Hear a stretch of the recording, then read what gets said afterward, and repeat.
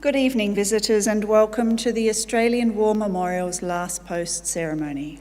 My name is Sharon Bown, and joining us this evening from the Royal Australian Air Force is Squadron Leader Paul Templeman. This evening we are honoured to acknowledge Lieutenant General Hans Werner Fritz, former Commander, Bundeswehr Joint Operations Command, accompanied by Lieutenant General John Fruin, Chief of Joint Capabilities, Australian Defence Force, and their accompanying delegation. We are also honoured to acknowledge the presence of Air Vice Marshal Geoffrey Harland, representing Australia, Brigadier General Amer bin Abdul Rahman on behalf of the people of Malaysia, Colonel Lau Mang Leng on behalf of the Republic of Singapore, Wing Commander Michael Duffy on behalf of the United Kingdom, Commander Julian Conway on behalf of New Zealand, and Group Captain Mac Cottrell, Distinguished Flying Cross, representing the Air Force Association. We welcome the veterans who have served, those that are still serving, and the families that love and support them. The live stream of this ceremony is made possible by the Returned and Services League of Australia and the RSL and Services Clubs Association. We welcome members who are watching the broadcast of this ceremony across Australia. During this evening's ceremony, wreaths will be laid at the base of the Pool of Reflection by visitors to the memorial and by students on behalf of Moama Public School from New South Wales. If you are able, would you now please stand and join in singing the national anthem?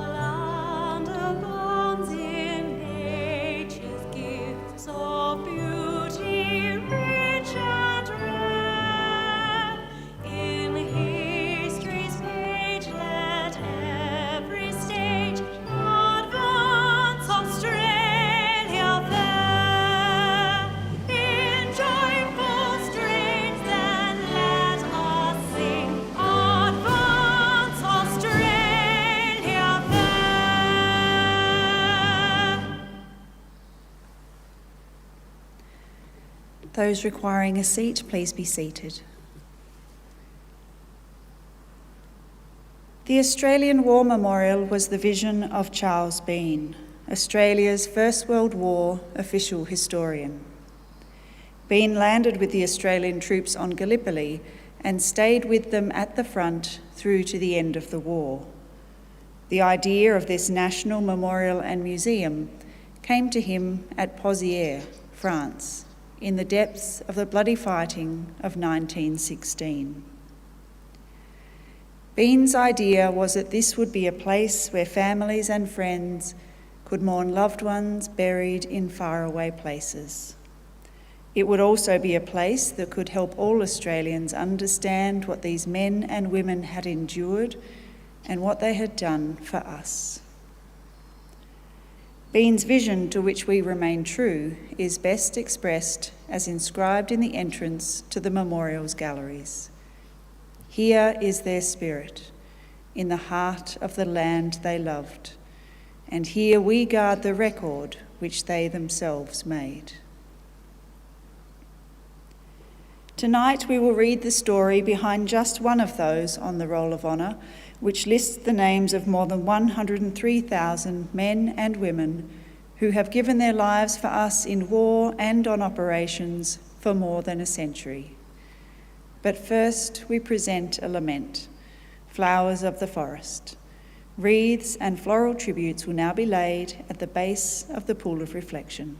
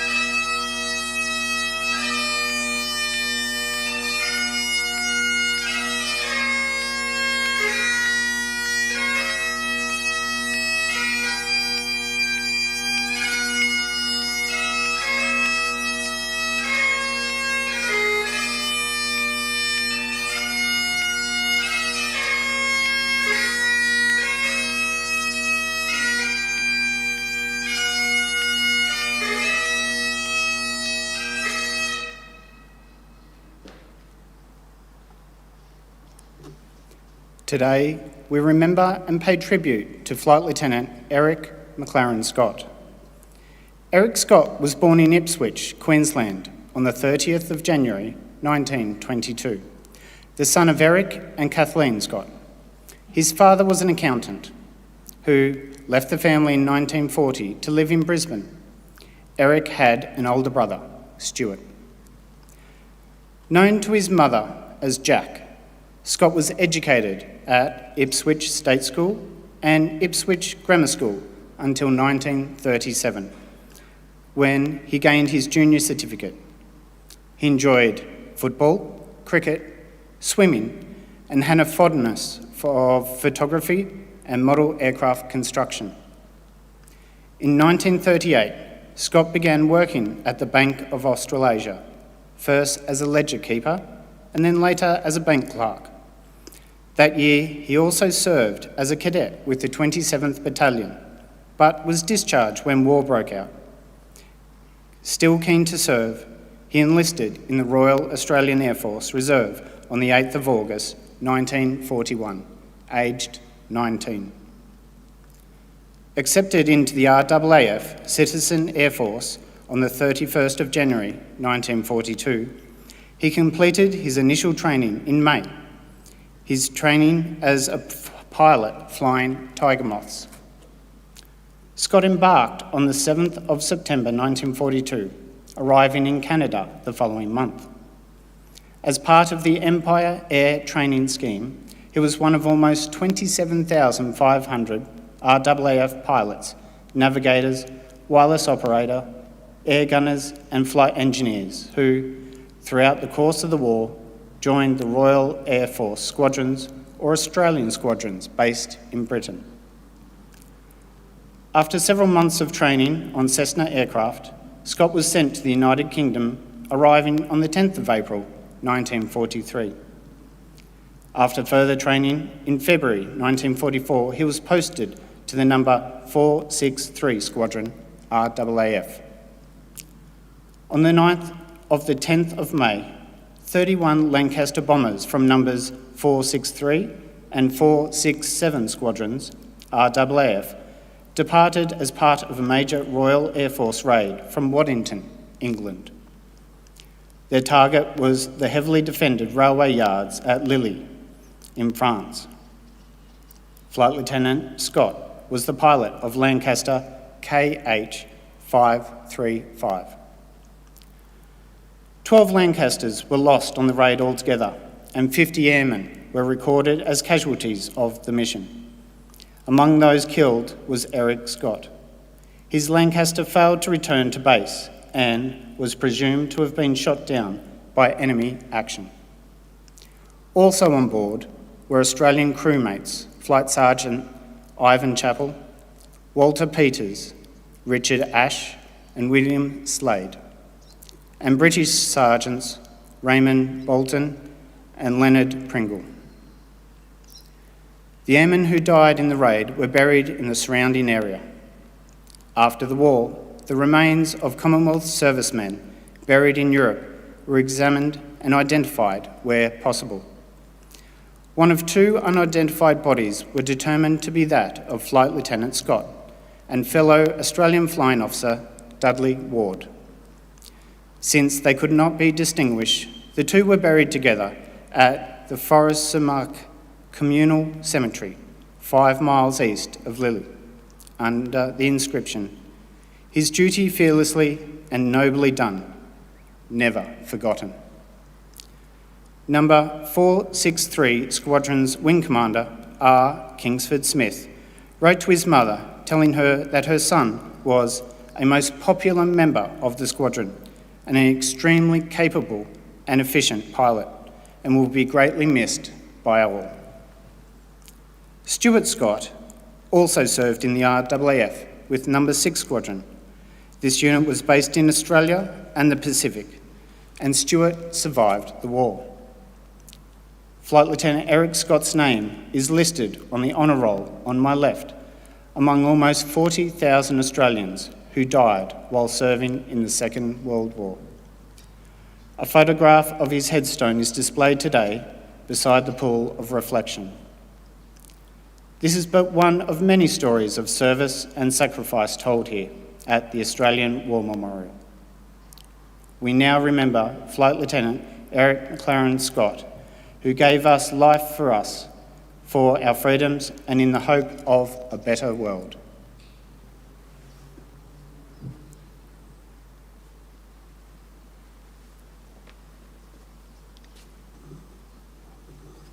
Please stand for the reading of the Ode and the sounding of the last post.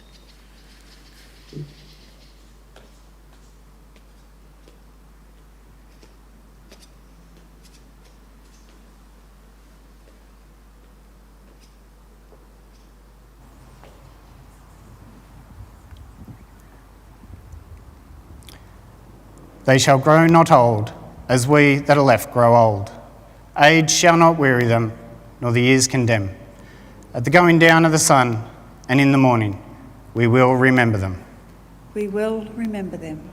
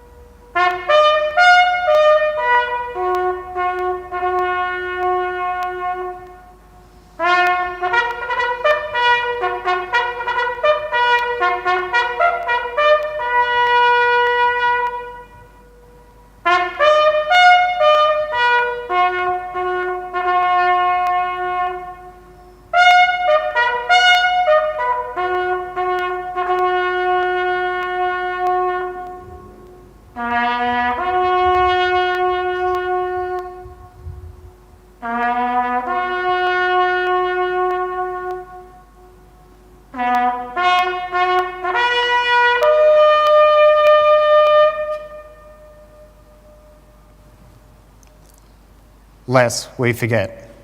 Lest we forget.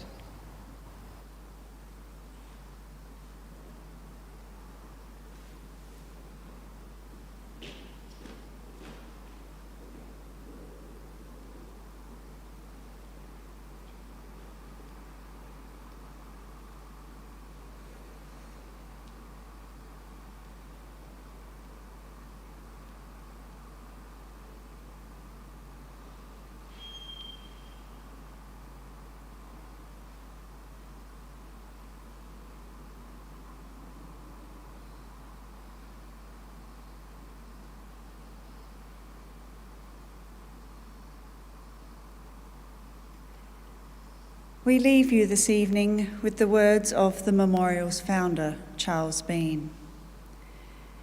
Many a man lying out there at Pozières or in the low scrub at Gallipoli, with his poor, tired senses barely working through the fever of his brain, has thought in his last moments, well, it's over. But in Australia, they will be proud of this. Ladies and gentlemen, girls and boys, that concludes the last post ceremony. On behalf of the Director, staff and volunteers, thank you for visiting the Australian War Memorial today and for your continued support of the Memorial's development project. We wish you all a very pleasant evening. Thank you.